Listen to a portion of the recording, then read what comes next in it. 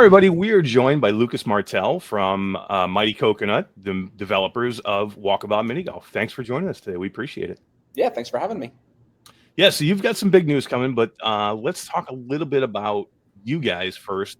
I'd like to know a little bit more about you, how the game came to be, and how you guys are working so well with the Quest platform. Okay, yeah. Well, let's maybe just start off kind of chatting with the game in case there's. I know it's you've mentioned just off the air that there were a decent number of folks in your community that have been playing it, but yeah, so it's VR. Like we targeted the Quest sort of first, and now we're on Steam and Oculus PC. But yeah, it's a mini golf game, but we're also trying to really sort of like go in some places that are unusual and some things that work extremely well in VR, that it's as much about the environment and the place that you're in as anything else. In fact, we've even kind of started to think of a lot of our courses almost more like little theme parks that are built around a mini golf course. And so especially with some of the more heavier themed environments, we're really getting into, this almost sort of theme park world. And it's a lot of fun because it lets us do a really wide variety of stuff. We've done some that are more natural. We've done some that are more sci-fi. We've done, we just did Sweetopia, which is just sort of like a world of cupcakes and cookies and ice cream and chocolate rivers and being able to go extremely wide. And then, the ones that you alluded to, we've also just announced, they're not out yet, but we are doing a course based on Jim Henson's Labyrinth. And then we also just announced that we are doing one based on Myst, the Cyan game from '93 by Rand Miller and Robin Miller. But yeah, so we are starting to get into some licensed IP stuff, which is, it might be sacrilege, but we're putting a mini golf course on Myst Island. And it was great to see that they were on board for that and actually thought it was awesome. And yeah, just a very different way of experiencing that world. I think it's great. I don't think it's sacrilege at all. I know some people that are diehard Myst fans, completely loved it, flat on PC years ago. And then they, completely flipped and went crazy when it came into VR from Cyan. And they were like, these people were like, I've never gotten Walkabout before, but now I'm going to go get Walkabout just so I can go into the world of Myst and play golf. And we'll get into a little bit more of that in a second. I just wanted to say that, it's great with mini golf is so approachable, and with the Quest platform now and so many new people into the Quest of all ages, it's not just your hardcore gamers anymore that are doing VR. I mean, there are moms and dads and aunts and uncles and friends and people. The mini golf and the Quest 2 platform lend themselves so well to get over the hurdles of geographics, to get over the hurdles of technology, and to get over the hurdles of approachability for people to get in there and be with each other and play miniature golf. And it just seems like it's almost like you said, you can play this competitively, but it's almost a social platform.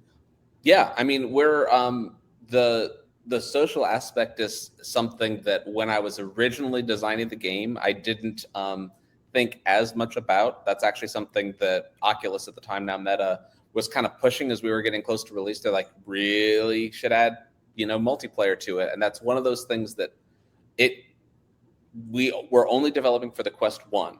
And my concern at the time was, are there enough headsets out there that people are actually going to be playing social multiplayer? We happened to release just a couple of weeks before the Quest 2 was announced and released. So we were very lucky that we were sort of there, and we've been sort of like kind of growing along with it. Yeah, now that there are so many more people who have headsets, we made a big effort to keep the game as approachable as possible. And now we've been adding in a lot of features that some of the more hardcore players are wanting, or even things like the ability to fly, alternate forms of locomotion. There's a lot of stuff for the trick shot community. We're adding all those features in, but we're still trying to keep it very, very approachable, so that there's a lot of folks who, they've got some people who have been into VR for years and have a really nice gaming rig, are now playing with their parents and even grandparents. So it's cool that it's sort of like that. It kind of scratches that itch for everyone, and it's very approachable. And like I said, you could take it as seriously as you want, or you could just turn it into a very social, just a great place to hang out. Yeah, and just people love mini golf. You know what I mean? It's just and it lends itself so well to VR, right? Yeah, you really don't run across many people who have like a strong hatred of mini golf. It hasn't offended many people. So yeah, it's an easy sell for a lot of folks to be like, I like mini golf and I like VR. It's also been interesting that for a lot of folks, this has kind of become one of the kind of gateways into VR because it's a very comfortable experience. Flying is one of the things that you can do, but it's in no way required for part of the game. So movement is comfortable. It doesn't require you to even be familiar with the buttons, and you're only using one controller, which it just makes it a little easier to get in that first time. There's a lot of reasons that many people sort of like use it as a way to sort of like get folks into VR, and then from there they might do more. Or there's a lot of folks who still sort of like who are just playing mini golf in VR. It seems like. Yeah, I mean, I hear stories all the time with I'm playing mini golf with my dad across the country, or I'm playing walkabout mini golf with an aunt or uncle I haven't seen in years, and they just got their headset and they're so excited about doing it, and it just makes it helps bring VR to the masses, which what we're all trying to do in our own little way. So I think it's just an amazing thing to get into. And one of the great things that I think you guys did early on is you guys provided so much content even after the game was launched for free. So you guys gave this great game out, and then you continued to cultivate it, and you weren't done with it, and you kept saying, here's more, here's another course. No, we're not charging yet for it. Here it is. Here it is. And then now, you've gotten so much content where now you're putting more stuff out there, and you're saying, okay, just give us a little bit, which I think is a great structure, and people love it. People have no problems paying the $2.99 or $3 for these courses, which is great. Yeah, that's great to hear. That's exactly kind of what we wanted, that like it making all of these new courses, and especially we've gotten a lot more ambitious with many of the courses that we're doing, and even with some of the licensing stuff that we're doing. But we still wanted to keep it like we want to keep doing this, and we're having such a fun time doing it that we're really glad that a lot of folks are loving the game so much, and they keep wanting more of those courses. And just people pitching in, $3 for each new course that kind of comes out. Not everyone has to do it. We've got guest pass, so there's a lot there. Even if even if you're just buying the base game, you've got 8 courses plus all of the night modes, which are hard versions of all the courses. And between the Fox Hunt and Lost Balls, there's a lot of content in there. But yeah, we're also thrilled that it's allowing us to continue to develop and to make more courses, because we've got a lot of ideas, and it just kind of feels like, okay, now we've sort of scratched the surface, and now we're starting to get into some of the deeper mechanics of the really cool out there ideas that are a lot of fun for us to play with as developers, and I think people are going to love. Yeah, you said guest pass there, which is something kind of new for you guys. Not really new, but maybe a lot of people don't know about it, which is that if you are going to play multiplayer with somebody else and they have a course that you don't, you can still play that course, right? If you don't even own it. Exactly. Just one person in the room. I think that there was actually a little bug in the last version that it had to be the host, but we fixed that, or the next version should rectify that. Or basically just like anyone in the room, if anyone has the course, it will unlock. It won't let you collect the lost balls or do a couple of like little side experiences, but you could still get on there and play the course in multiplayer. And it's still a great way for people. Like, if you got a group of friends and one person buys it, then everyone could get on there and play. So which is awesome. Just such great value. We want people to be playing these courses, and hopefully someone will like, oh, but now I want that club. Exactly. I want to go get that special ball. I want to get the course. I want to be able to play the course with my other friends, and I have to have the game. So it's such a smart idea. I absolutely love the pricing structure. Yeah. Well, and it's been also too, just because it's it really does feel like there's a lot of content. Like, it's not just cosmetics. It's not sort of, with each one, we really are trying to put a lot of value into each one of those. And like I said, we keep getting more and more ambitious with every single one of them. And I'm already starting to look at some of the stuff that we've got coming out later this year, and sort of like, I'm really excited about the stuff we've got coming soon, but I also know what we've got coming, and it's like, oh, I can't wait to see people's reactions to some of these. I know. The announcement that you had yesterday was such big news. Well, number one, doing the Labyrinth announcement really hit home for me. I'm a little bit older, so Labyrinth is a little bit fresher in my mind. There's maybe a lot of younger people that don't know Labyrinth, but Labyrinth was such a magical experience earlier in my life, and Jim Henson was a big part of my life growing up in many different platforms that he did. So for you guys to grab that license, really hits home to a lot of older people, which is great. But I think a lot of younger people are going to see this and go, "Holy crap!" and maybe go watch the movie after they do it. Yeah. Well, we hope that happens. And also, it feels like one of the big things that we're looking at with all of the licensing stuff that we're doing is that you'll be able to have a good time and enjoy it, even if you don't know the game or the movie or the book or whatever that it's based on, because there's still it's still a cool place to be. It's still just sort of like a great mini golf experience, and the fans will get more out of it, but it's still something that you can go in cold and have a good time. So that's one of the things that we kind of have as a baseline rule for any of the IP stuff that we're doing, is that it's got to be still accessible. And if anything, hopefully it gets some folks aware of a couple of these things that they might not know about. Right. And there's so many places you can go. I mean, I can't wait for the future of what you guys can do. And, one of the big ones is what we'll talk about now, which is, you guys, teaming up with Cyan Worlds and doing Myst. And now with Labyrinth, is it one course or are you doing several courses with that one? So we're doing one course for both Labyrinth and Myst. That's not to rule out the possibility of doing other stuff with them. But right now we're kind of starting with one. And also part of it is just that we only have, we're working up to the point that we could be doing one course a month. We're not there yet. And it's still that's still a lot of content. So we also are just kind of trying to do a really wide variety of things. And so if we were to do a second of any of those, it would likely be a good ways down the road, just because we really want to make sure that we get a lot of different stuff and a really wide variety of stuff out there too. Now, will it be like the other courses where you have daytime and a nighttime?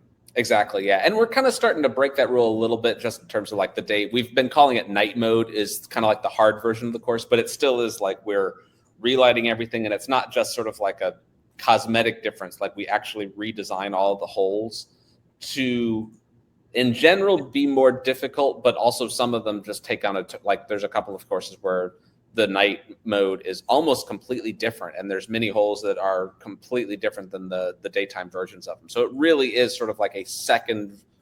It really is almost sort of like a second course, even though you're still in the same environment. But by the time we do all the changes, it's not like you flip a switch and all of a sudden lights off and that's it. Everything's the same. Just your lights are off, which is great. Yeah. Yeah. Mm-hmm. Yeah. One of them we did.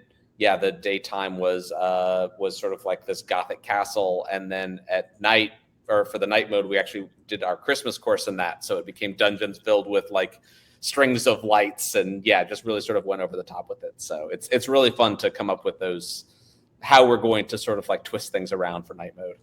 Yeah, it's so cool. And one of the things I really love is I do love the Gothic Castle one. That one's amazing.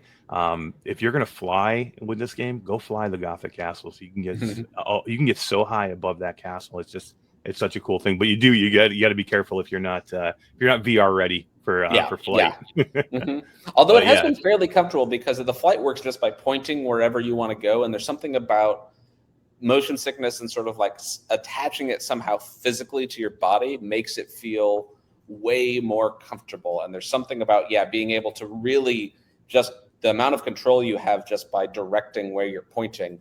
A couple of people have said it almost feels sort of like Mary Poppins, or riding around on a broomstick, because of how you do it. But it's definitely, I'd say, one of the more comfortable sort of flying experiences. Yeah. Definitely something everybody should try. If you haven't done it yet, go try it and check it out. It's one of the coolest things to get up above the course and see it. Mm-hmm. So now, talking about these licensed courses with Labyrinth and now Myst. Now, when you go and you make relationships with these people to do this, is this something where they give you assets that you can put into the game? Do they have a lot of input? Do you work with them directly, or are they just saying, here's the license, and do what you want with it, or are they helping you guys design and build these courses? Yeah. So in general, we're working with both Henson and the folks at Cyan to create something that is both true to what the fans want, and they have a deeper knowledge of of what those worlds are. So it is a relationship, and we are working with them. We are still it's still a mini golf course. And because we're especially on the Quest, we do have sort of our own low poly look, which is partially a look, but it's also very important because impacts how the game plays, and the fact that every single object is the ball could bounce off of it. It actually helps that there's some low poly aspects to it because it allows physics to just work in a way that you expect in a good way. So we are having to pretty much build everything ourselves from scratch. But like in the case of Myst, we actually did get Myst Island, and we actually have the geo. So we're making sure that we're being true to that. But we're still going to end up kind of rebuilding it in our style. Just because, yeah, like I said, we're not trying to recreate the movie or the game. It is sort of like a theme park version. So there's a little license to kind of reconstruct some stuff, and even do a couple of, we are having to make a couple of changes just to make it work as a mini golf course. So that's just kind of part of it. Yeah, I think you need that creative part, because it wouldn't be as good if you just took the island and just dropped the miniature golf course in the middle of it and just, here's a hole, here's a hole. I think you need to make it your own and do something different, because we all want to go in and we want to see that setting. We want to see something different or magical. And you go, oh my God, I've been in this. I've been here before. I've walked through this part. Yeah. And now now there's a miniature golf course right here, and there's a hole right here, or something different. Yeah.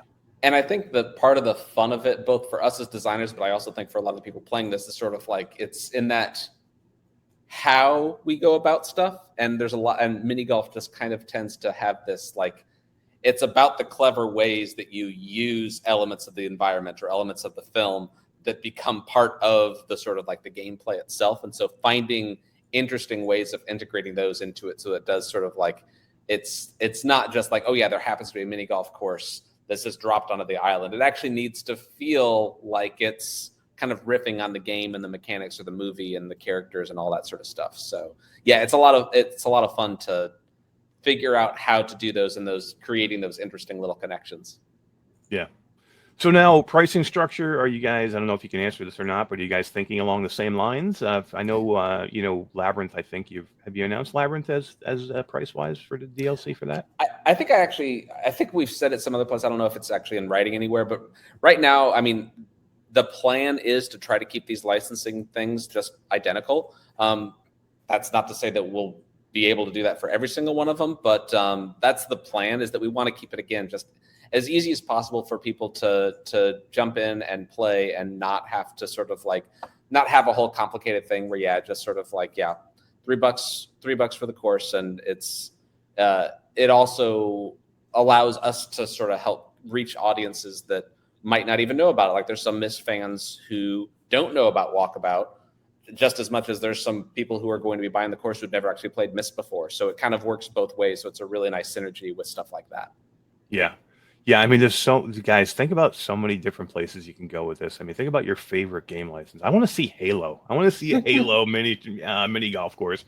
You know what I mean? Or a Resident Evil. How about a scary one? How about you know what I mean? That would be really cool. Mm-hmm. Oh yeah, yeah. There are so many things, and we are. I mean, this is sort of like, we've got these two that'll happen this year. We are starting to talk to folks about sort of what might happen in 2023.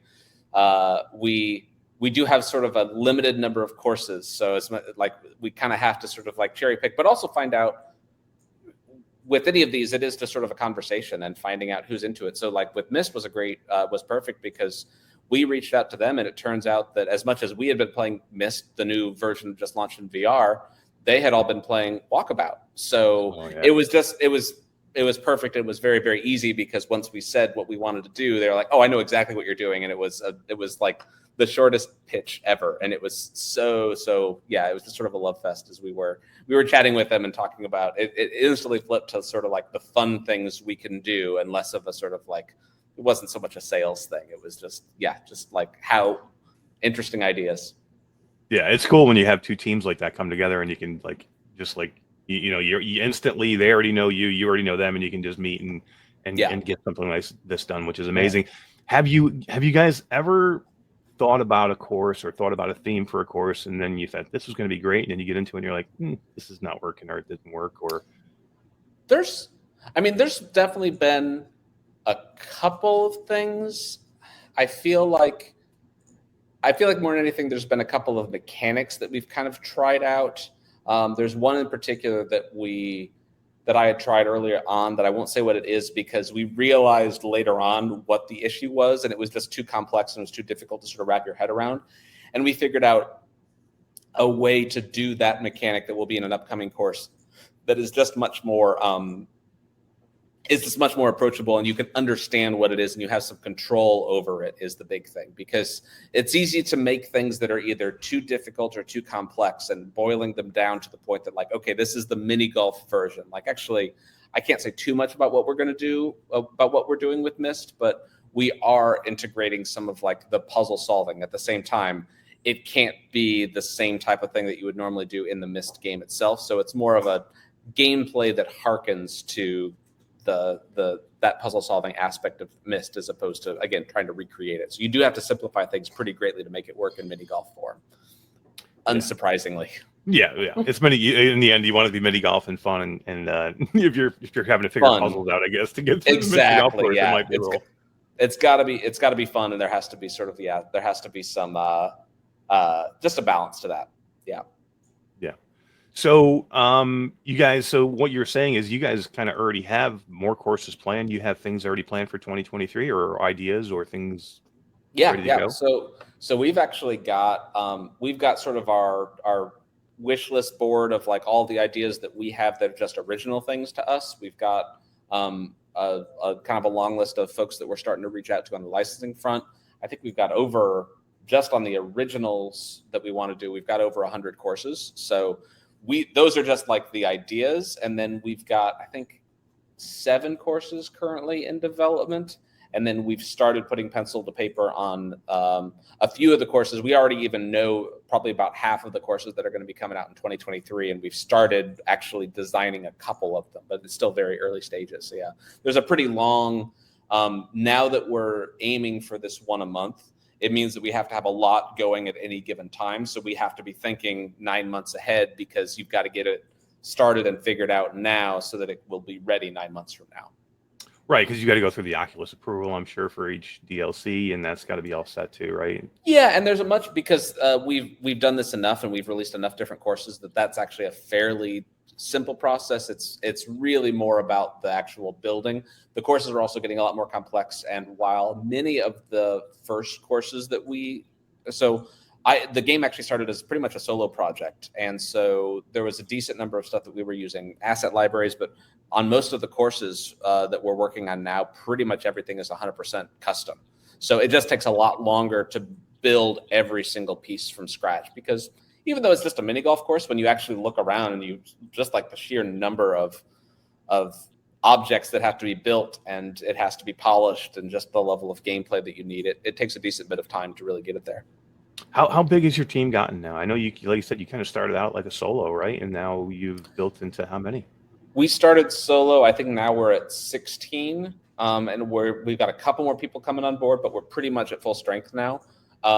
So I think you had asked earlier sort of like about me a little bit. I'll give the very, very short version of that. So I actually come from an animation background. So I've done a short film called Pigeon Impossible, which was the basis for Spies in Disguise, the movie that came out from Blue Sky. It was the last Blue Sky film.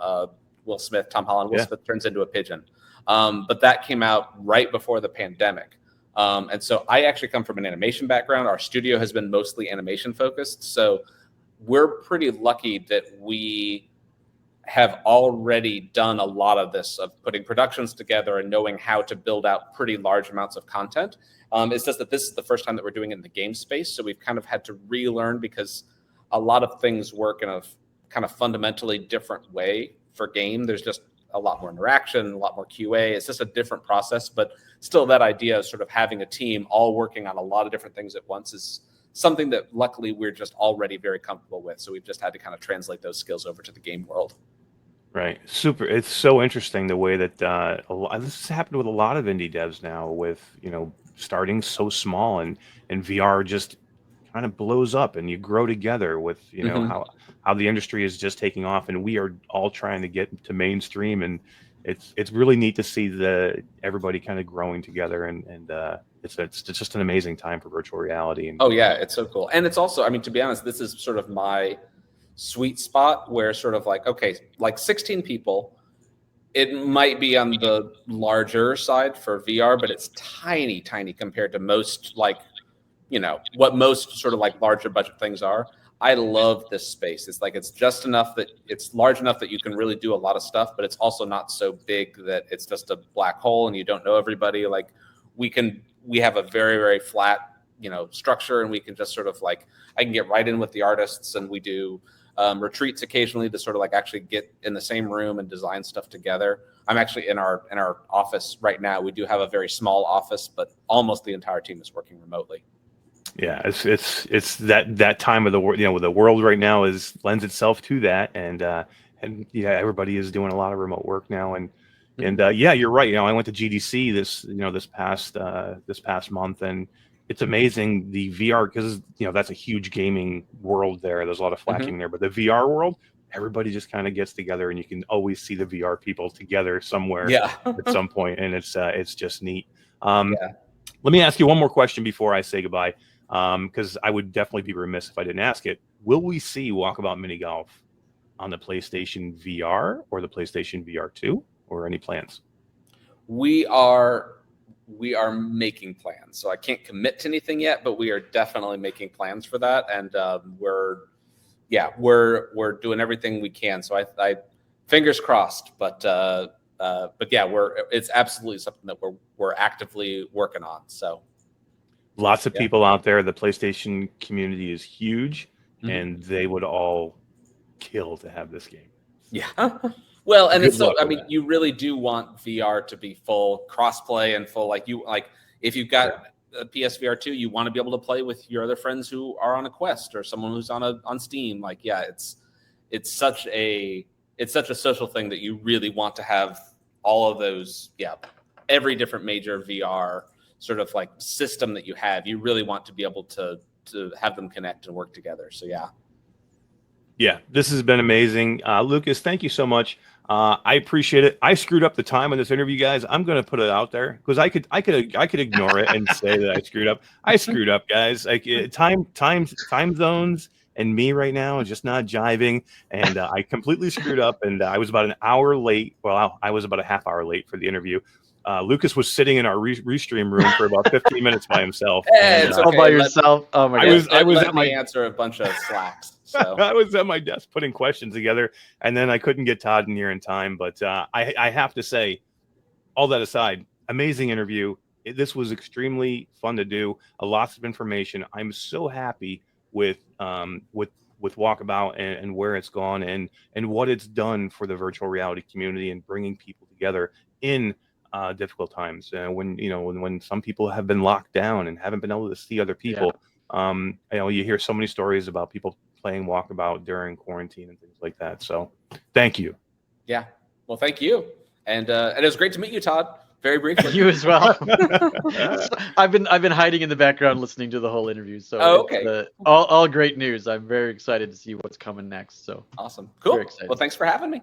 All right, guys, let's head back to future Eric and Todd and whatever they're doing.